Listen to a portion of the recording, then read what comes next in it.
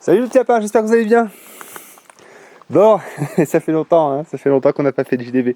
Bon, je voulais d'abord commencer par dire bienvenue aux gens qui ont pu découvrir la chaîne et essayer de faire un tout petit point rapide en fait sur ce qu'est ce projet, qu'est-ce qu'il vise et les objectifs qu'on a pu remplir un petit peu. Parce que je ne sais pas si vous avez remarqué, cette chaîne s'appelle Projet Liberté. Et qu'est-ce que ça veut dire en fait Projet Liberté? Pour nous en fait c'était le but de tout ça, c'était de s'extraire de notre condition de salarié, ouvrier, puisque tous les deux en fait nous sommes, on est peu ou pas diplômés. Et donc les boulots qui nous étaient réservés étaient des boulots d'usine en fait. Donc pour Agnès, de la blanchisserie à la chaîne. Et pour moi, souvent des grosses entreprises en étant sur des chariots élévateurs ou pareil sur la chaîne de production. Donc voilà, donc c'est des métiers qui sont durs, vraiment très durs, qui sont difficiles à gérer sur du long terme et qui offrent assez peu de, on va dire, d'épanouissement, de bonheur, on va dire. Et donc nous, on avait envie de s'extraire de ça et on a eu la chance de pouvoir le faire aussi, de par les avantages dont j'ai parlé maintes et maintes fois. Voilà, on sait, il faut que je dise aussi, on sait que c'est pas des démarches que tout le monde peut se permettre. On essaye d'agir pour que ça le soit à notre échelle. Malheureusement, on n'est ni politique, ni on va dire grand industriel avec plein de pognon pour pouvoir mener des projets énormes. Donc en fait, ça se résume par quoi nos actions? Par aider, par créer un réseau, aider tous les gens autour de nous qui en feraient la demande pour qu'eux aussi accèdent à un certain confort de vie, à un projet qui avance bien et à une certaine indépendance financière. Voilà, on ne peut pas faire mieux. Je suis désolé, hein, je suis pas député, influenceur politique ou lobby ou lobbyiste. Je peux pas faire mieux. Je peux pas faire mieux et je trouve que c'est déjà pas mal ce qu'on fait, quoi. Donc voilà, donc c'est d'abord ça, hein, le projet de liberté, c'est d'abord ça en fait, c'est d'être comment dire, de un peu hacker si on veut le système pour avoir une vie beaucoup plus épanouissante que ce qu'on nous propose à la base, hein. Parce que excusez-moi, 40 ans à faire le même métier de merde, puis être lâché comme une vieille merde à 60 ans sans avoir la garantie d'avoir une retraite, et bien ça, on n'est pas d'accord, quoi. On n'est pas d'accord. Et donc aussi, il y a une partie que j'aimerais, c'est important ça aussi, c'est qu'il y a ce projet est un acte militant, hein. Il y a ça aussi. Ce projet est un acte militant. C'est-à-dire que notre façon de vivre ne permet pas de faire limite un peu, on va dire, dans notre esprit, hein. C'est pareil, tout ça, c'est sujet à débat et à critique, hein. Pour ça, il y a des lives sur la chaîne secondaire. Mais on essaie de favoriser le moins possible en fait cette société qui nous convient pas beaucoup. Voilà. Mais bon, encore une fois, je peux pas résumer en fait comment dire, tout le vernis politique qu'il y a autour de tout ça, puisque ce serait bien trop long. En tout cas, comme j'ai expliqué, on fait des lives sur Tolérance Zéro Autonomie pour parler de ça, on en a déjà eu parlé. Et si ça vous intéresse, eh bien, vous pouvez vous abonner à la chaîne secondaire. Voilà, donc c'était un peu pour revenir là-dessus. Et donc, notre objectif initial, comme j'explique, c'était ça. Hein, ça n'a jamais été de devenir agriculteur, éleveur et d'avoir une ferme, hein. Ça, c'est la conséquence en fait de ce choix. C'est-à-dire que si on veut être un peu plus indépendant de l'argent, manger correctement, et puis pareil, être heureux, quoi, hein, eh bien on part là-dessus, hein. C'est-à-dire que on fait du poulet parce que la viande ça coûte cher, on fait des légumes parce que les légumes coûtent cher, on crée son réseau avec des gens qui sont compétents parce que les artisans coûtent cher, etc., etc. Et donc oui, comment dire, cette installation prend la forme d'une micro-ferme parce que c'est selon nous le meilleur moyen de couvrir une grande partie de ses besoins. Donc voilà, et donc je veux dire, on s'est pas installé là non plus pour rien. On a vérifié, hein, qu'il y avait de l'eau parce que l'élevage, disons que les légumes déjà ne poussent pas sans eau et les bêtes c'est pareil en fait, hein. Si elles cuisent au soleil sans eau, elles arriveront que très rarement à terme, quoi. Donc on a vérifié qu'il y avait de l'eau, on a vérifié que on avait une terre qui était pas trop mal, on a vu aussi, qu'il y avait du bois pour le chauffage. Donc vous voyez tout ça, ça nous fait faire de grosses économies. Je veux dire par exemple le bois, nous ça fait, depuis qu'on est ici, qu'on n'a jamais acheté une bûche, hein. On a, l'énergie qui nous sert pour chauffer la maison, pour chauffer l'eau, pour faire la cuisine, c'est une énergie, presque gratuite qui demande cependant un peu de travail, un peu de matériel pour faire son bois. Mais en tout cas, voilà, c'est ça de prix et plein de choses comme ça, la viande, le fromage, le lait, avec du boulot qu'on fait à l'extérieur. Bref, et donc, excusez-moi, hein, je parle beaucoup et c'est peut-être un peu brouillon, mais et j'avais envie de revenir là-dessus. Et donc, en fait, qu'est-ce que c'est qu'est-ce qu'on a réussi aujourd'hui? Parce qu'il y a plein de gens qui disent: ouais, mais au bout de 5 ans, vous n'êtes même pas autonome. Mais même au bout de 50, on ne le sera pas de toute façon. Et c'est pas le but. Quelle est notre réussite aujourd'hui? Quelle est notre réussite aujourd'hui? Notre réussite, elle est de pouvoir bien vivre, bien manger, d'avoir un cercle social extrêmement riche et humainement intéressant, voilà, tout en ne travaillant que 2 jours pour Agnès par semaine dans une ferme, la ferme de Marie-Lise, qui est d'ailleurs aussi une amie, et moi, une journée en plus de cette petite activité YouTube. Donc voilà, donc c'est ça notre réussite. Notre réussite, c'est ça. C'est d'avoir peu besoin d'argent, et le peu qu'on a besoin d'argent, de le gagner dans un travail qui nous plaît, dans lequel on se sent utile, parce que, eh bien, on fait avancer la ferme d'une amie. Voilà. Elle est là notre réussite. Elle est là notre réussite. Donc, quelque part, je pourrais fanfaronner et vous dire, c'est bon, on a gagné, c'est fait. Sauf que nous, ben, on s'arrête jamais en si bon chemin.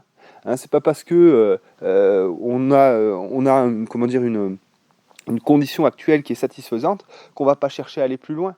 Hein, on cherchera toujours à aller plus loin. Il faut toujours chercher à aller plus loin. Il faut toujours, c'est-à-dire, si tu arrêtes la bataille à 35 ans, c'est ridicule. Il faut continuer. Et donc continuer, ça passe par, eh bien, rendre cet endroit encore plus productif, de manière peut-être à pouvoir créer de l'excédent. Hein, parce que je le rappelle, hein, ce qu'on nous a, on nous a farci le crâne avec la permaculture et le fait qu'après il fallait, comment dire, donc créer l'abondance et puis ensuite partager l'abondance. Très bien, c'est formidable. Hein, tous ces chancres là qui nous chantent la permaculture, ils en sont où du partage? Voilà. Nous, je le dis, on ne produit pas suffisamment pour, déjà pour nous, hein, et encore moins pour partager l'abondance. Mais on espère, en tout cas, on va aller sur cette voie-là. Voilà. Et donc, c'est ce que j'explique, quoi. Maintenant, il faut qu'on travaille encore plus là-dessus, il faut qu'on travaille encore plus sur le réseau, et à notre échelle, tous essayer de rendre ces démarches accessibles, et ben, pour les gens qui n'ont pas les facilités financières qu'on a pu avoir. Voilà. Bon, et je pense avoir été assez clair maintenant, je pense, j'espère. Donc là maintenant, je vais vous montrer un petit peu les 2-3 bricoles qu'on a fait. Il n'y a pas grand-chose en vérité, parce que comme je l'ai expliqué, nous, on est toujours avec des finances qui sont au plus bas. Hein. On n'a jamais d'argent à la banque. On fait en sorte de ne jamais en avoir d'argent, parce que c'est très bien comme ça. Voilà. Et donc du coup, en ce moment, on ne peut pas avancer par exemple sur le chantier de la cuisine, l'arrière-cuisine là, puisque eh bien, ça demanderait d'acheter des matériaux, etc., etc. Donc là, on est un petit peu en pause là-dessus, le temps de se refaire, et donc on le met à profit pour faire des travaux d'extérieur ou des travaux chez des amis, comme j'ai pu le dire dans le dernier live. Et donc voilà, donc là en fait, ben, on est en train de préparer les planches de culture pour bien la prochaine saison. Là, donc on avait récolté nos choux. Je vous montrerai après, on remontera, je pense, tout à l'heure, parce que j'ai des choses à vous montrer un petit peu dans le stock alimentaire, le deuxième stock alimentaire, et puis un peu dans le garage. Donc on a récolté tous les choux, et ensuite, eh bien, on est venu mettre un peu de fumier. Ça, vous avez vu ça dans la dernière vidéo, comment est-ce qu'on a procédé. Et ensuite, eh bien, vous voyez, il y a tous les, comment dire, les résidus en fait de culture de cette année. Donc les plants de courge, un peu de tomates, etc. Bon, ça fera des semis spontanés, hein, il y a des chances. Mais bon, après, on pourra toujours désherber sans problème. T'as mis des trucs de tomates là-dedans? Oh oui, il y a des tomates, ouais, ouais. Bah, regarde les tomates, il y en a partout là. Là, c'est un peu dégueulasse, ça, il aurait fallu qu'on y passe un petit coup de balai enfin de balai à feuilles, parce que c'est un peu la merde. Mais donc voilà, donc en fait ça, donc on va y laisser encore un petit peu, histoire qu'il y ait encore pas mal de pluie qui s'imprègne dedans. Et ensuite, on va mettre une bâche et on débâchera quand ça sera le moment de mettre en culture. Donc on a fait ça pour celle-ci. Et on a fait ça pour celle-ci aussi. Donc il y a quand même pas mal de fumier, hein. Donc il se peut, c'est bien possible que tout ne soit pas consommé pardon, par la terre. Donc on verra, hein. Des fois ça fait ça, hein. Quand on met trop de fumier, le problème après c'est que il faut en enlever parce que tout s'est pas dégradé, quoi. Voilà, donc ça a été nourri, ça aussi ça a été nourri. Eh bien on va cet après-midi là justement ce qu'on va faire, ça va être de nettoyer la serre des tomates et d'enrichir les petits bacs de culture de la serre, hein. Ça va être quelque chose. Où on va aller faire un petit tour vite fait, je vais vous montrer. On va essayer de faire ça rapidement. Voilà, donc là c'est dommage parce que je m'étais dit tout à l'heure, c'est très bien, c'est pas une très belle journée. Parce que c'est très facile en fait, c'est pareil ça. En vidéo, on vous dit ce qu'on veut, on vous montre ce qu'on a envie de vous montrer. Et donc du coup, c'est très facile en fait pour moi de vous dire oh bah c'est formidable, l'automne, c'est merveilleux, il fait beau, etc. Oui bon, là on a de la chance, le soleil est revenu un peu. Mais l'automne, c'est pas toujours ça, vous voyez. L'automne, eh ben, c'est la boue, c'est la pluie, c'est des journées qui sont très très courtes, c'est le moral un petit peu qui baisse, le corps un petit peu qui se met en dormance. Donc non, en fait, c'est pas toujours pimpant, tu vois, c'est voilà, c'est et donc là, je suis un peu déçu parce que du coup, il fait beau. Alors bon, je voulais faire une vidéo triste, moi. Hein? Ah oui, il faudra qu'on ramasse la rhubarbe. Bien joli. Mais enfin voilà, donc du coup là, cet après-midi là, on va se mettre à, on va enlever un peu tous les haricots tarbés là. Donc tout ça on va y enlever. Agnès, on se disait on va en remettre au même endroit l'année prochaine. On va simplement mettre un peu de fumier et on se dit que c'est un peu rien à foutre de faire tourner les cultures. Surtout que ça nous a fait perdre un peu de temps quand même, pas mal de temps. Ça a été une installation un peu chiante. Donc l'année prochaine on remet les haricots tarbés à cet endroit là. Simplement on va bien fumer la zone. Donc voilà, donc là cet après-midi on va nettoyer ça, on va nettoyer la serre aussi, bon la serre hein, vous l'avez vu, hein, il n'y a rien à montrer d'autre. Et puis voilà quoi, il y a ça aussi dont il faut qu'on s'occupe. Donc là ça c'est les toilettes sèches, les composteurs donc qu'on a laissé reposer quand même pendant un certain temps. Donc ça il va falloir qu'on y regarde un petit peu. Alors bon, ça va pas en fait. Enfin moi plus ça va là. Bon, ça fait partie des chantiers encore, mais là, vous voyez, là, ça va pas parce que bon, pour y démonter ça, c'est la merde, quoi. Je vais y démonter à coup de masse, en fait, hein. Donc c'est pénible. Ce qu'on avait envie de faire, mais je sais pas quand est-ce qu'on le fera, c'est vraiment un peu comme comment dire, les carcans de fumier là, tu sais comment on appelle ça là, les fosses à fumier là, ou carrément en dur quoi, hein, du parpaing, une petite dalle béton par exemple, ou un truc comme ça, et comme ça après tu peux venir charger avec le godet ou quoi que ce soit, parce que ça va pas quoi, c'est s'emmerder pour la vie pour rien quoi. Ou alors sinon, parce que enfin nous c'est pas le cas en Haute-Loire, mais par exemple dans le Puy-de-Dôme, l'organisme qui gère les déchets, la SBA, il propose des composteurs en espèce de polyéthylène, une espèce de résine, on va dire. Et ils sont vraiment bien parce que ils se démontent facilement et c'est assez durable. Ils sont assez gros d'ailleurs. Donc si vous avez l'opportunité en fait d'acheter des composteurs, on va dire en plastique, mais vraiment solides, hein, achetez jamais les merdes qu'il y a en magasin de bricolage parce que ça c'est de la saloperie, hein, c'est vraiment de la saloperie.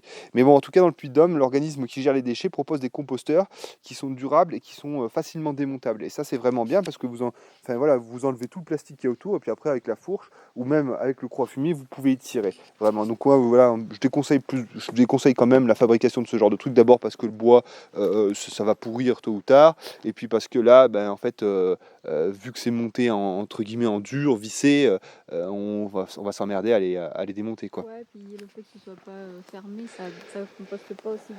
Oui, Agnès dit ça aussi, c'est que effectivement quand c'est fermé, ça a tendance un peu à se décomposer, à se chauffer un peu mieux quoi. C'est vrai, elle a raison. Voilà. Alors, du coup, on a fait un peu de broyat aussi, puisqu'on avait élagué, je sais plus ce qu'on avait élagué, mais du coup, on a fait un peu de broyat, on a commencé à l'étaler un peu. C'était des noisetiers qu'on avait élagués en fait dans la zone là-bas. Bah tiens, il faudra que j'aille là-bas aussi, putain. Enfin bref, et donc du coup, oui, ici, ça mérite vraiment d'être refait le broyat, puisque comme je vous avais montré, il commence vraiment à être à l'état d'humus, donc il faut qu'on en rajoute une petite couche.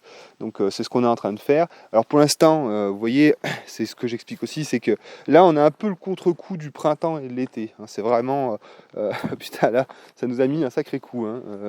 On dort beaucoup plus. On est beaucoup, beaucoup moins. Je sais pas, c'est pas une question de motivation, mais vraiment, ça nous a ralenti quand même pas mal. Et ouais, il y a eu un bon coup de fatigue, on va dire. Donc voilà. Et, euh, et donc ouais, là j'avais un peu mal à la jambe, là aujourd'hui ça va un peu mieux quand même.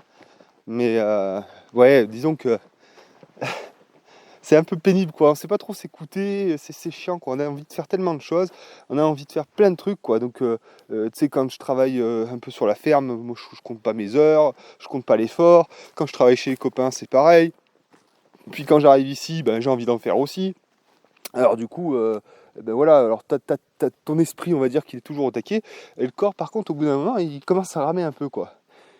Et il faudrait se calmer des fois, et je l'ai pas fait, et puis bah, forcément je me suis fait mal. Bon, alors ici, du coup, en fait ce qu'on a fait là, puisque en fait ce qu'il y avait c'est que l'eau elle avait tendance à se disperser un peu trop. Et du coup on avait vraiment des joncs qui allaient partout. Parce qu'en fait on est passé beaucoup avec le tracteur, et ça a un peu, euh, comment dire, ça a un peu dénaturé le passage original de l'eau, et ce qui fait qu'après ça se dispersait un peu partout, on avait des joncs partout. Et le problème des joncs, c'est que à débroussailler et tout, c'est l'enfer, c'est vraiment l'enfer. Donc là, on a creusé un petit fossé très léger là, sur quelques mètres, juste histoire, on va dire, de canaliser un peu l'eau. Donc voilà. Donc ça a été fait très rapidement, hein, ça a été une question une heure ou deux. Voilà, c'est vraiment histoire de, ouais, de pas avoir, parce que là, ça arrivait là-dedans et tout. Là, on voit qu'il y a des joncs, enfin, ça va pas du tout, quoi. Bon, enfin bref. Et on en a profité là pour essayer d'enlever un peu des cailloux et tout, que le prochain coup qu'on débroussaille, eh ben, ça soit un peu moins dangereux, qu'on casse un peu moins le matériel. Il nous en reste encore un peu à faire, mais là pour l'instant on vient pas trop ici, tout simplement parce que avec le tracteur là on va s'enterrer. Il y a ce... On a enlevé aussi les quelques noisetiers qu'on avait loupé le dernier coup, qui étaient derrière là, pour éviter de s'emmerder. Mais bon, par exemple, celui-là, là, on l'a retiré, mais il est trop gros pour le tracteur. C'est-à-dire que la rétropelle est capable de le déraciner, mais par contre, c'est impossible après, avec le tracteur, de le tirer, de le pousser ou quoi que ce soit. Le tracteur est vraiment trop faible pour ça. Hein. Ça, vraiment, il nous faudrait 10 à 15 chevaux de plus, on serait pas mal. Donc là, pour l'instant, on le laisse comme ça. L'hiver va passer dessus, ça va rincer la motte de terre de sa base, puis peut-être qu'après, on pourra le virer. Alors les autres, je les attaque pas, hein. C'est le même, ça sera exactement la même chose. Ils seront beaucoup trop gros pour la rétropelle, et de toute façon, même si j'arrive à les déterrer, pour les tirer, ça va être vraiment pas possible, quoi. Donc voilà, donc j'attends d'avoir un outillage adéquat. Voilà.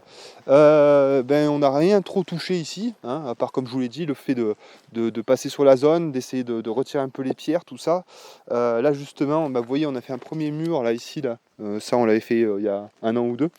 Et on en refera un en bas, hein. Vous voyez là, il y a une espèce de retenue un peu en pierre, donc on va repartir devant avec un mur en pierre sèche. Bon, enfin bon, ça, on verra quand est-ce qu'on le fera, mais on se servira des pierres qui sont ici pour ça.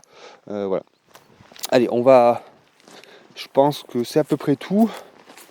Bah, c'est pareil, les zones là-bas qui sont tout à fait là-bas, vous l'avez vu, on a fumé aussi, donc avec le tracteur.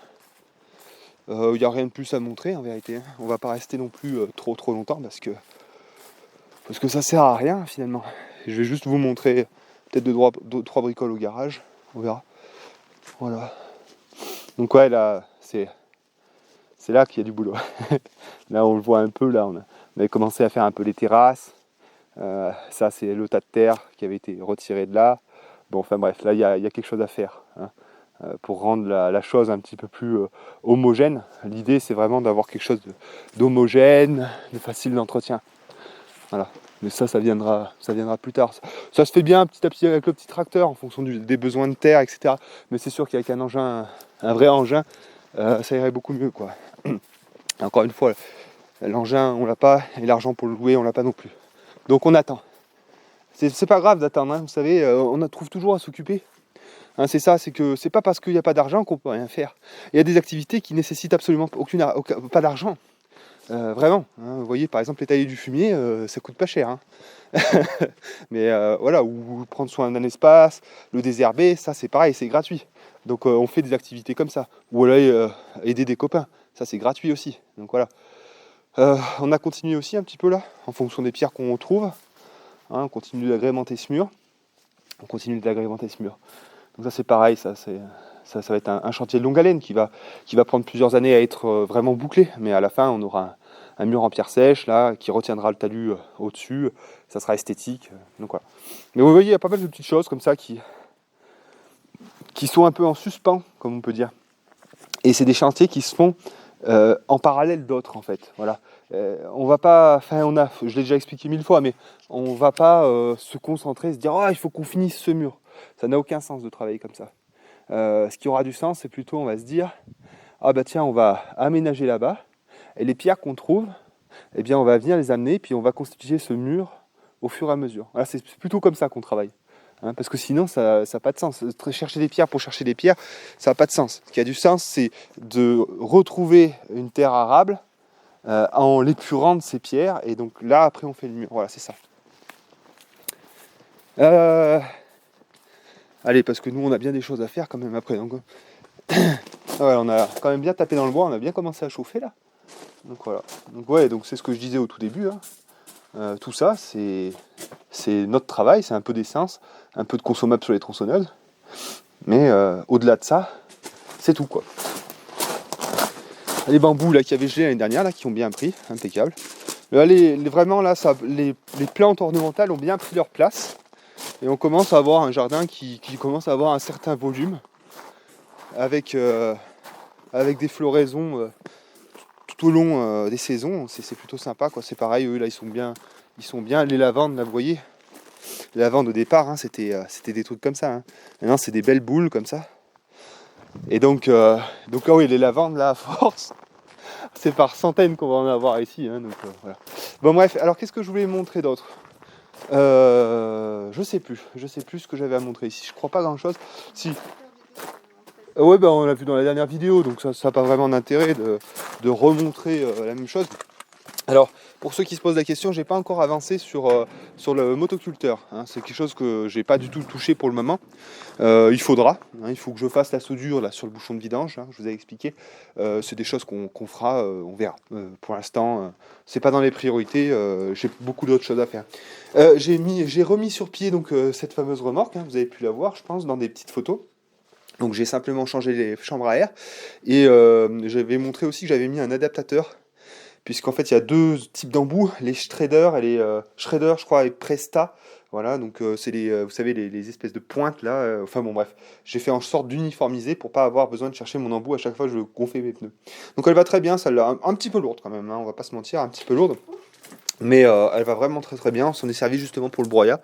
Donc voilà, donc du coup on a deux petites remorques à main qui sont vraiment vraiment bien et c'est vraiment complémentaire au tracteur et à la boîte thermique. Hein. On s'en sert quand même pas mal, hein, que ce soit pour le foin, pour l'aliment des volailles.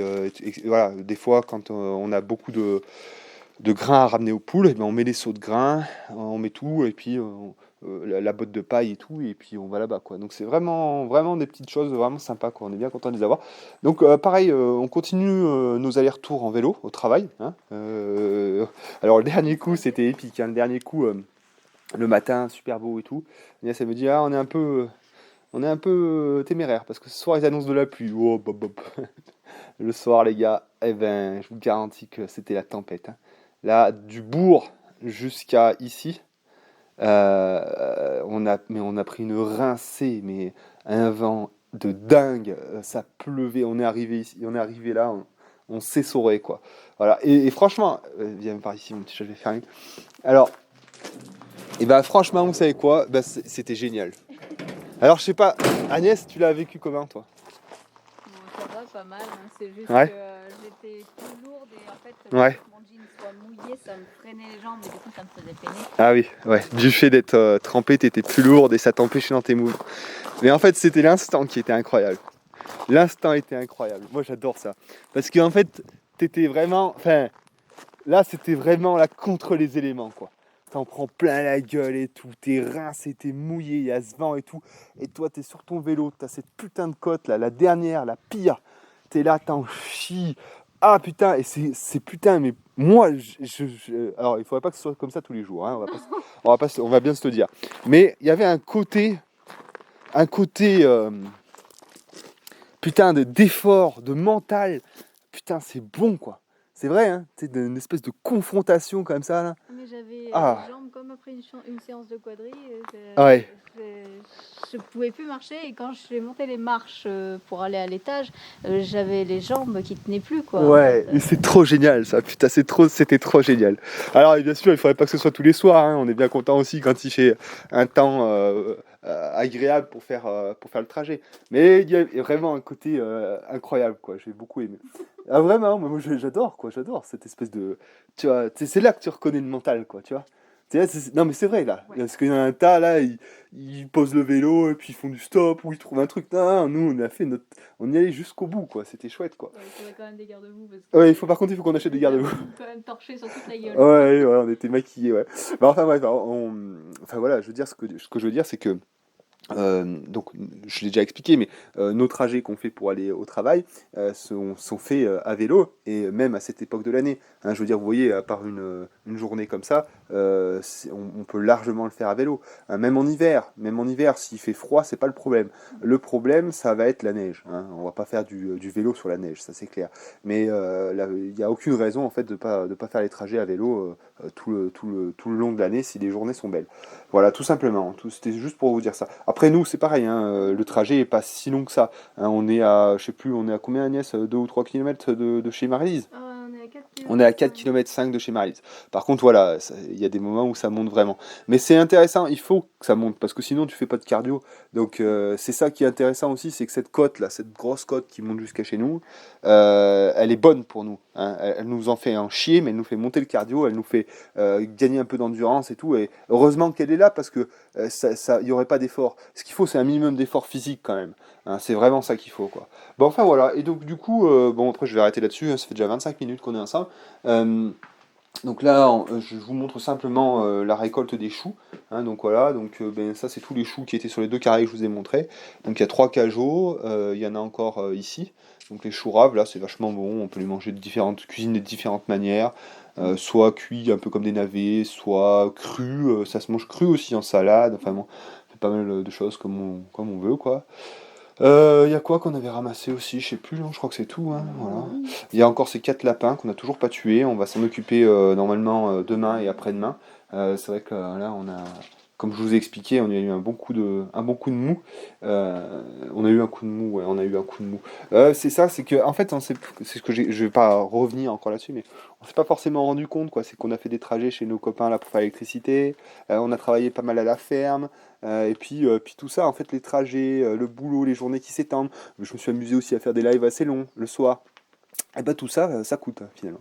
Bon, enfin voilà. Donc juste pour finir, vous avez suivi le dernier live. Hein, dans le dernier live, j'expliquais que la team, la team Vichy, Vichy 3945, s'était amusée donc à faire sauter mon Tipeee. Donc voilà. Comme juste pour le troll et puis pour bien les emmerder et puis parce que voilà, pour permettre aux gens qui le veulent, j'ai créé un Patreon. Voilà, donc il y a un Patreon. Alors j'ai pas encore pris totalement l'outil en main. Patreon, en fait, ça fonctionne comment? Ça fonctionne ben, que vous sélectionnez un abonnement. En général, c'est 3 dollars, je crois, par mois. Il y aura peut-être d'autres offres. Il faut que j'y regarde. Mais en gros, en vous inscrivant à Patreon et en donnant 3 dollars par mois, bah, ça vous permet déjà de nous soutenir. Et puis, ça fera en sorte que vous puissiez voir normalement les JDB 24 heures à l'avance. Voilà, c'est à peu près comme ça que je fais. Donc voilà, donc il faut que je continue à y regarder. En tout cas, le Patreon, normalement, il est dans la description. Et pour les gens qui veulent faire un don comme ça, juste comme ça, sans passer par un abonnement ou quoi, il y a un petit lien PayPal, c'est PayPal Me. Donc c'est si vous voulez faire un petit don, voilà, vous allez sur ce lien et puis voilà, vous faites un don de la somme que. Moumoun, tu fais de la merde là, hein, t'es chiante. Hein. Là vraiment, t'es pénible, hein, c'est bon, ça suffit. Enfin voilà, donc vous pouvez nous soutenir de cette manière pour tous les gens qui le faisaient jusqu'alors et qui du coup ben, ne peuvent plus le faire à cause de... Hop là, disparu Tipeee. et ben vous pourrez continuer à le faire. Donc bah, merci à tous pour votre soutien. Et puis, ah oui, une dernière chose aussi, donc c'est ce que j'expliquais, j'avais écrit un petit post dans l'onglet communauté à propos donc de Richard qui est venu au cours de ce live et avec lequel on s'est un peu malmené on va dire. Moi j'ai perdu patience, je le dis, hein, j'ai perdu patience. Avec Richard on avait déjà eu une discussion auparavant où on n'était pas vraiment d'accord, où c'était difficile.